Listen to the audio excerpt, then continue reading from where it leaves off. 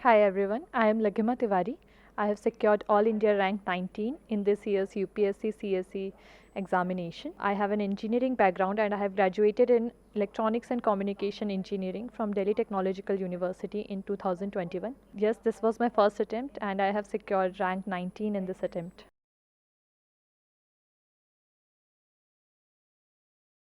I think the one thing that worked for me was that I have tried to learn from the mistakes of past toppers. It is quite seen that various previous year toppers have told that they had did this mistake in their past attempts. For example, not writing enough answers or taking optional lightly. So I tried to avoid those mistakes and I tried to give my 100% in this attempt, and that might have worked.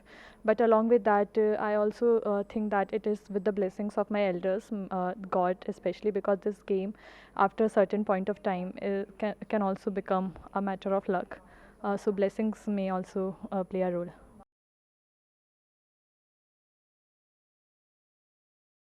So I did a major chunk of answer writing between prelims and mains, though before that I also did some amount of answer writing. But I tried to practice 2 to 3 questions in that period daily. And apart from that, I gave full length mock tests.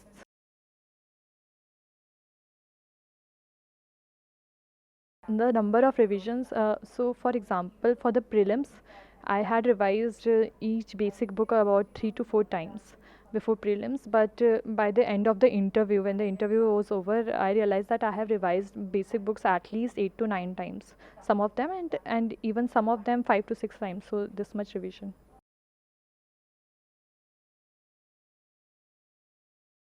For GS subjects, I kept tried to keep my resources minimal, and by minimal I mean that my requirements are met.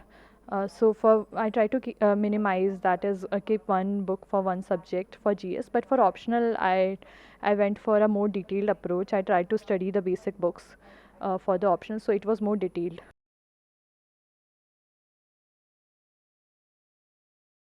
CSAT is again a very important domain, and many people neglect it because it is just qualifying in nature. But again, I will say that there have been many instances where people have scored exceptionally well in their paper one, but are not in the qualified prelims list because of their CSAT paper. So one should not ignore that. And depending on your strengths and weaknesses, you should prepare for it.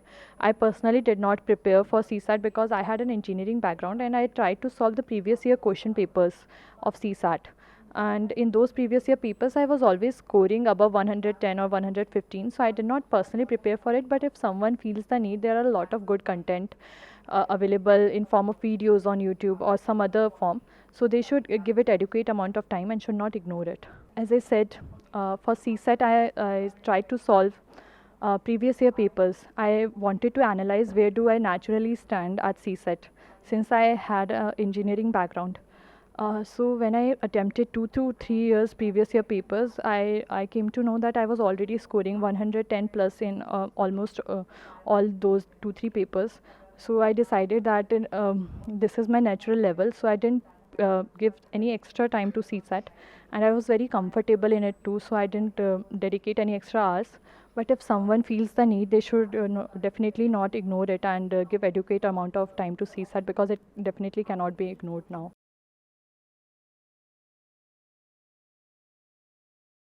I did prepare templates because, again, as you said, there is not enough time for thinking and writing. For introduction, I was very clear that if there will be scope of giving the definition, I will give the definition, or I can start with a article in case of GS2, or some other stats or facts, for example, from economic survey or budget in case of GS3.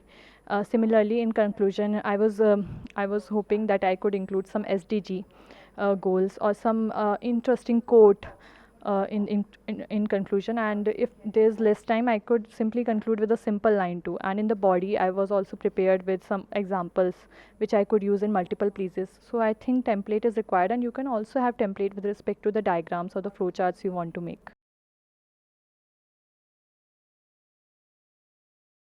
I think I don't belong to either of the categories because I had a very normal routine.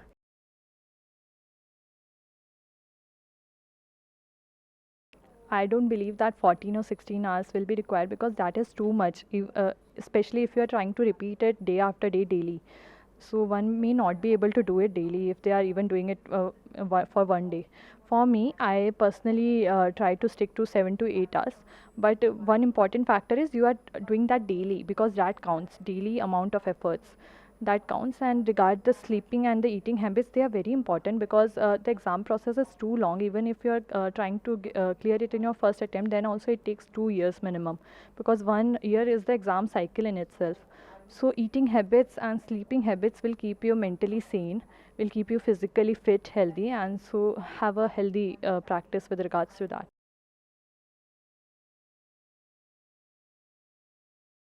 Graduated in 2021, and I did not appear for 2021 prelims just after my college, which was in October. This was because I was not prepared back then. So I had not even filled the form for that. So I took 1 whole year for my preparation. I took a drop year and I prepared in that, and I gave my prelims in 2022. So that was the reason I did not appear for 21 prelims. But before that 1 year, I had in my fourth year, especially the last semester, I did a lot of research with regards to what optional should I take, what strategy should I follow. And I believe that adequate amount of research, if you have done, it will provide you with a clarity of mind, and you will not be diverted very often when you are preparing. And it might help you in long term.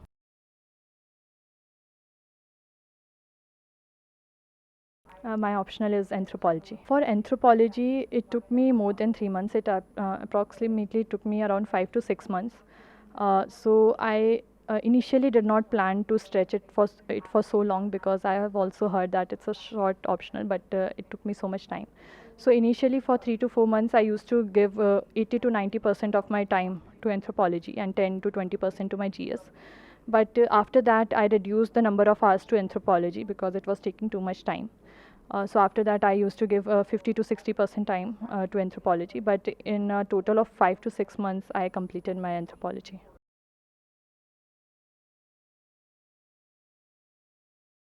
I think it is definitely true that previous year questions are very important, and it is important both with respect to prelims as well as mains. For prelims, you get to analyze the pattern in which the questions are being asked, and for mains, you can directly decipher the themes which are getting repeated or the type of questions that is being asked. So it is very important that you practice previous year questions 2 to 3 daily. I used to do between prelims and mains for the mains purpose, and it helps you to form templates and ready-made answers, and sometimes the themes also gets repeated, so it's very beneficial in that way.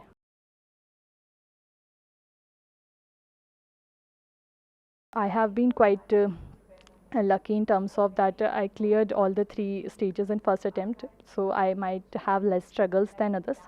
But again, I had struggles in forms of mental stress, and it also showed in my physical health at point, especially during mains when I started developing very pains in my hand and arms.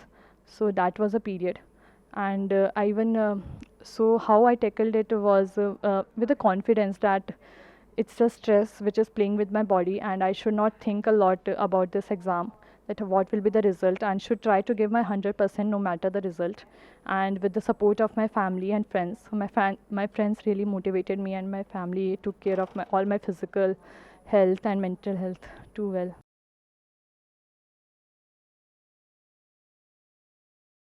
Daily, I used to take breaks in form of watching web series or talking with family friends.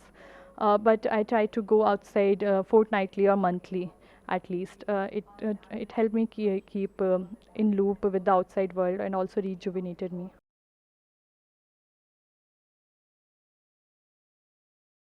Before you are entering into this cycle, it can be a very long process. So you should be clear about two things. First is, why do you want to enter into this exam?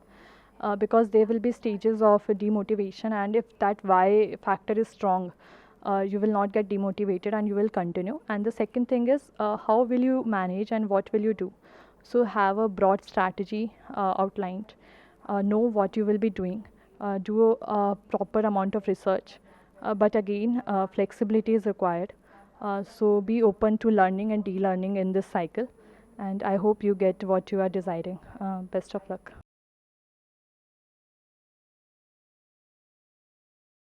I study alone. most of the time, and it can be because I don't have partners for group study, but I enjoy studying alone.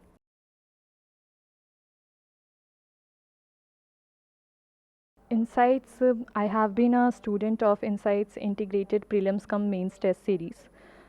So, since I was not a classroom student at any of the coaching institutes, this test series kept me in loop of preparation because I was constantly analyzing my level, especially with respect to prelims. Secondly, a lot of free initiatives of Insights in terms of the daily quizzes, the static and the current affairs quizzes, 5 questions each, which are put.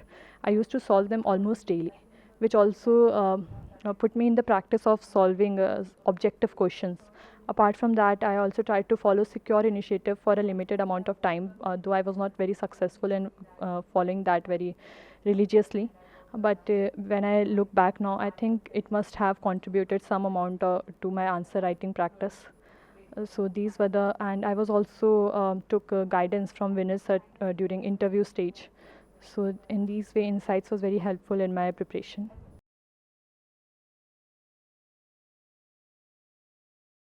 So this was my first attempt. For my first attempt, I did not have a plan B, and I was having this in mind that I would want to give my first attempt without any distraction. But certainly, if I have not made it this time, I would have looked for other options too. I would have given my exam again, but I would have searched for other options too, including returning to the corporate sector or pursuing higher studies. Thank you so much.